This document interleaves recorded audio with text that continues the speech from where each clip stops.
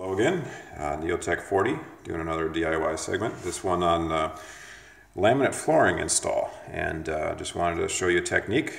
Hopefully it'll be helpful to you.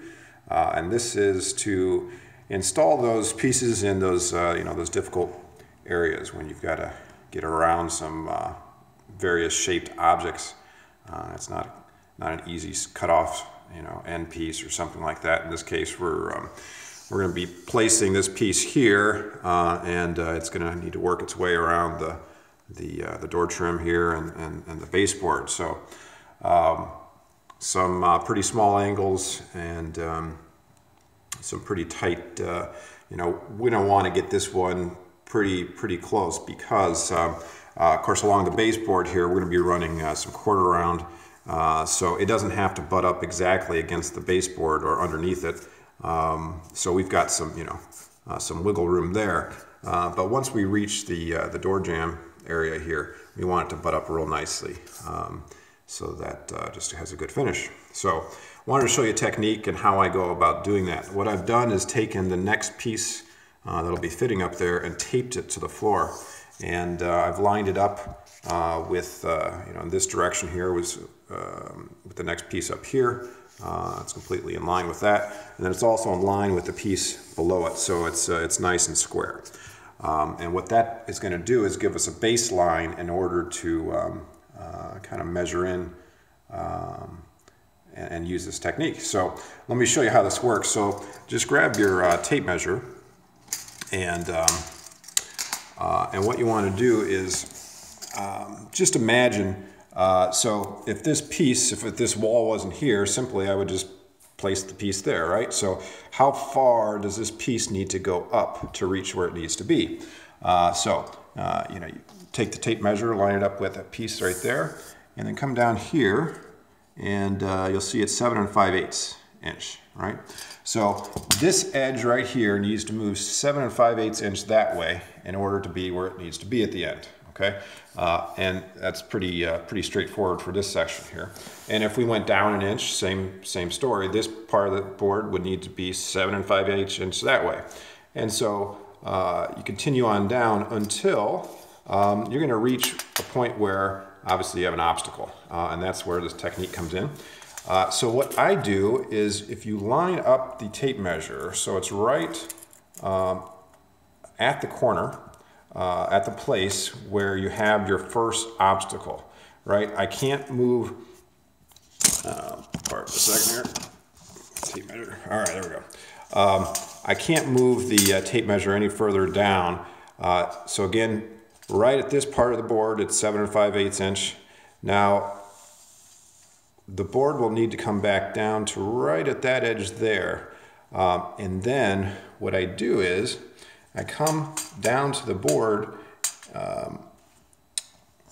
probably not explaining this very well, but so you can see right here the tape measure is right at the corner. And then you come down 7 5/8 inch onto this board and then place a mark, which I've already done right there. Okay, and then you move to the next point and you make another point, 7 5/8 inch. All right.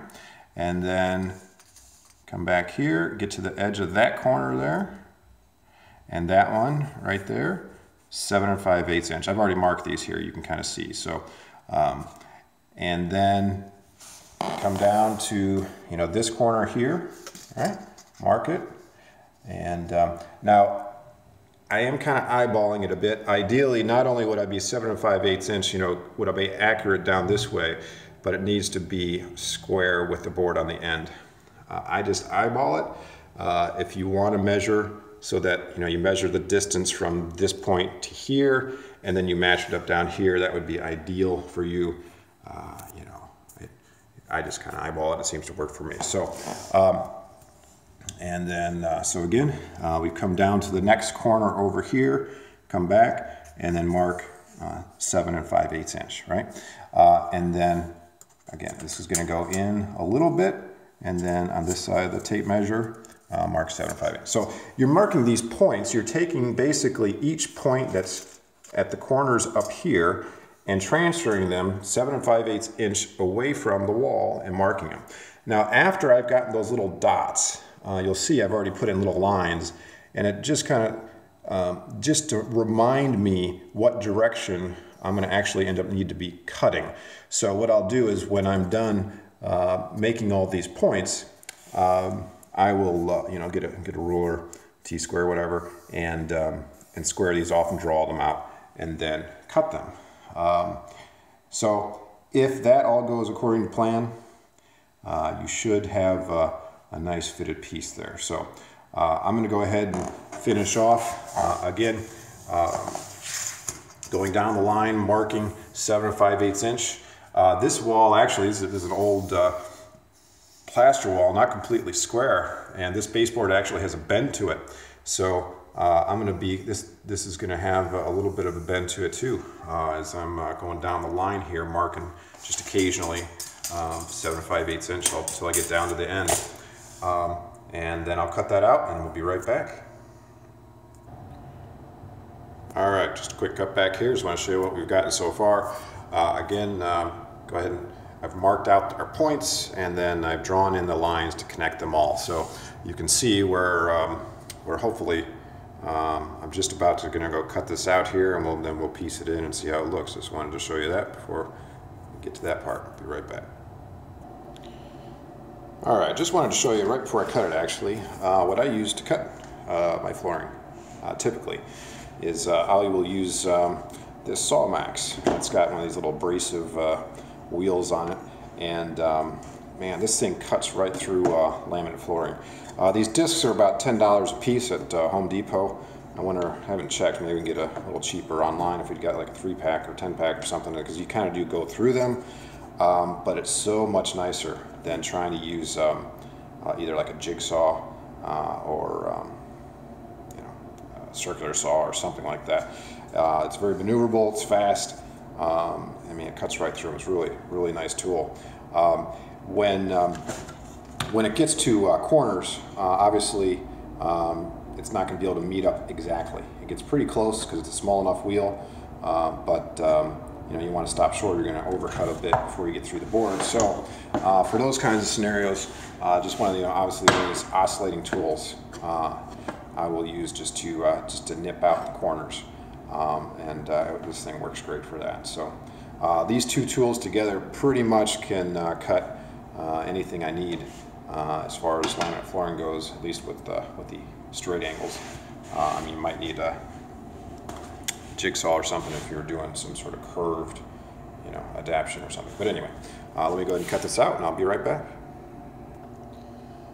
All right, just want to give you another update here on my cutting progress. Again, I am not a carpenter. I just do the best I can, so cuts aren't exactly, so you know, that's the way it goes. Anyway, so this cut up here, pretty straightforward. This little notch right here, I was able to get to kind of with a plunge cut here until I met there. I'm going to have to notch that out with, again, the oscillator. And then to get to this angle, actually the easiest way was just to start from the end and move all the way up. This angle here, again, was just a straight down plunge cut, and then I worked my way forward and backwards to get to the corners. But again, you can see I can't get all the way through without having to extend past the end corner, so I had to stop, and again, oscillator will finish that out.